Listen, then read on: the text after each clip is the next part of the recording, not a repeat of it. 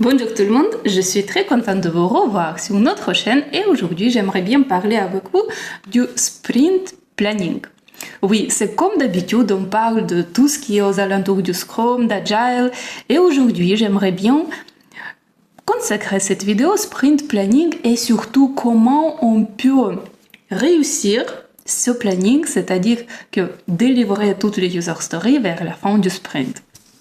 Et alors, avant de commencer ça, j'aimerais bien préciser que j'ai fait beaucoup de sprints avec mes équipes, différentes équipes. J'ai beaucoup observé comment ça se passe la préparation et après comment ça se passe l'achievement du sprint avec le sprint planning qu'on a fait avant.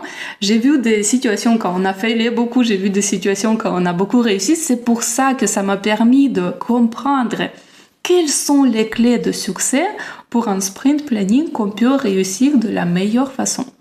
Et alors aujourd'hui, j'aimerais bien vous partager toutes ces astuces.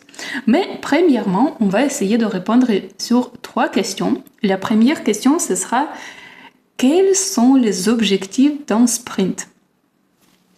Et oui, l'objectif d'un sprint, c'est de réussir tout ce qu'on a planifié. Soyons simples. Deuxième question. Qu'est-ce qui est l'objectif pour nous? C'est-à-dire réussir ce qu'on a planifié, ça veut dire quoi?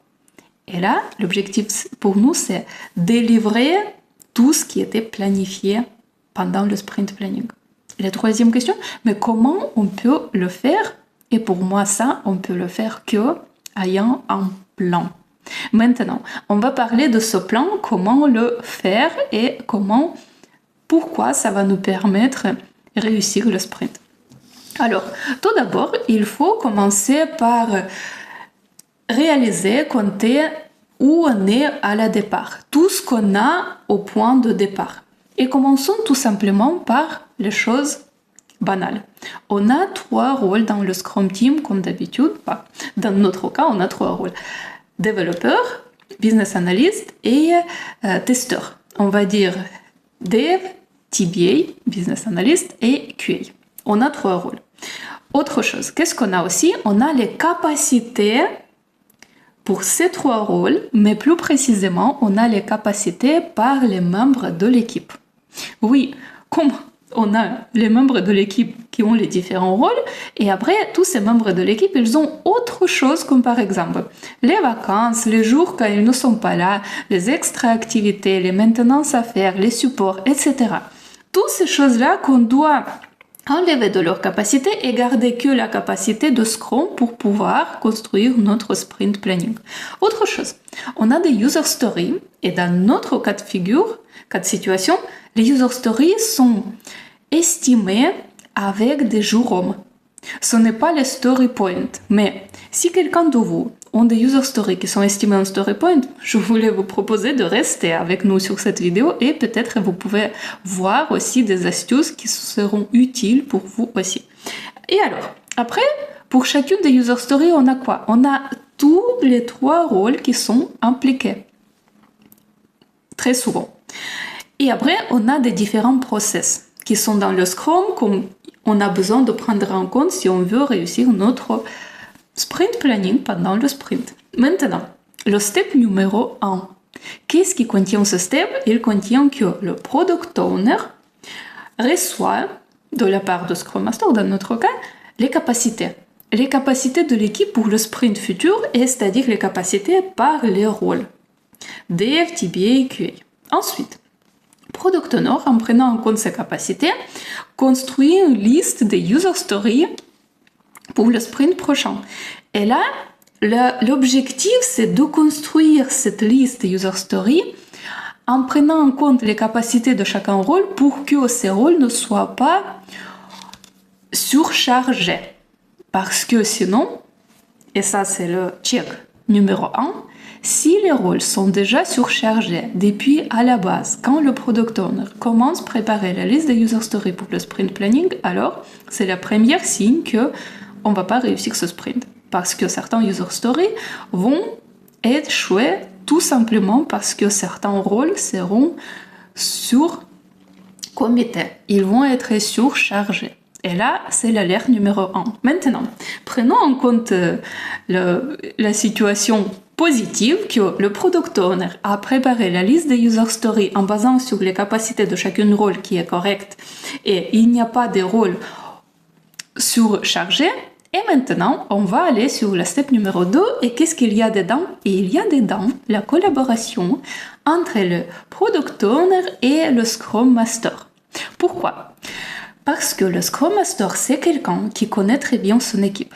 C'est quelqu'un qui connaît qui maîtrise la connaissance sur les différents rôles, sur les différentes personnes, quels sont leurs points forts, quels sont les points faibles, quelles sont leurs connaissances, sur quoi ils travaillent très bien et qui collabore avec qui, etc. Donc, il a aussi les connaissances sur leurs capacités, qui a quoi le temps libre ou qui a surchargé sur d'autres activités qui sont extra. Donc, Scrum Master, ayant toutes ces connaissances, va aider au product owner de comprendre comment on peut construire ce plan d'organisation de notre équipe aux alentours de ce sprint planning.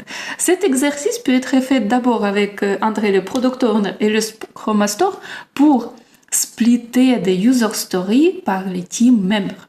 Et après, ça peut être aussi avec l'équipe, tous ensemble. C'est comme vous voulez.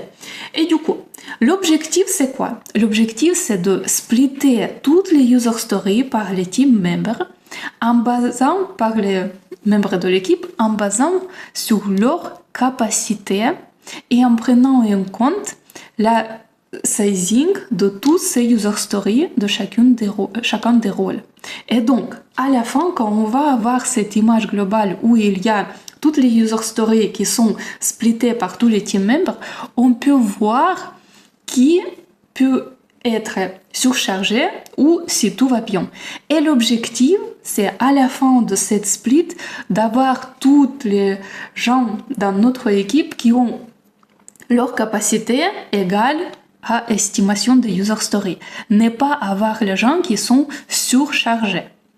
Et si ça arrive que sur certains user stories, malheureusement, en faisant le split, on voit que certaines personnes, certains rôles peuvent être surchargés, dans cette situation, qu'est-ce qu'il faut faire?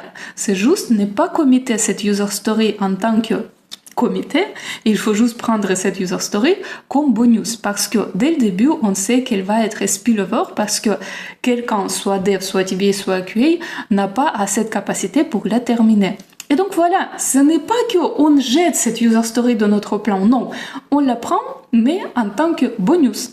Et ça ne va pas impacter la vélocité de l'équipe. Donc maintenant, je vais juste conclure et dire quelques astuces sur le sprint planning. Première chose, il faut commencer, si par exemple on a dans le sprint planning des user stories qui sont un peu difficiles, soit un peu grosses au niveau du sizing, l'important c'est de commencer ces user stories au début du sprint pour avoir la possibilité de les terminer. Et les plus petites user stories, commencer plus tard pendant le sprint.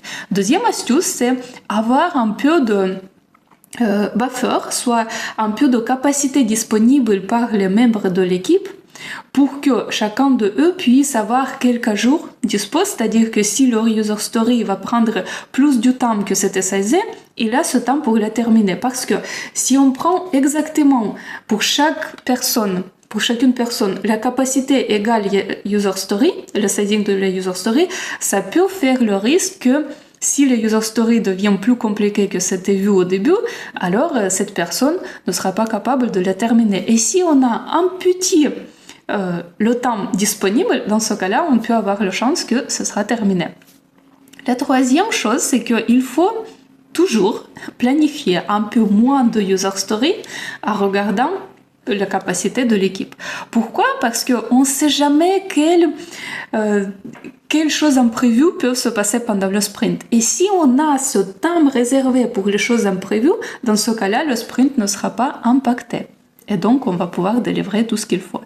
Et la troisième chose, c'est que si on voit que certains user stories sont soit très compliqués, soit on ne peut pas les compléter, terminer pendant le sprint, on manque une petite capacité de quelqu'un, et un team member soit un rôle, c'est mieux de prendre ces user stories en tant que bonus au lieu de prendre ces user stories en tant que comité user story.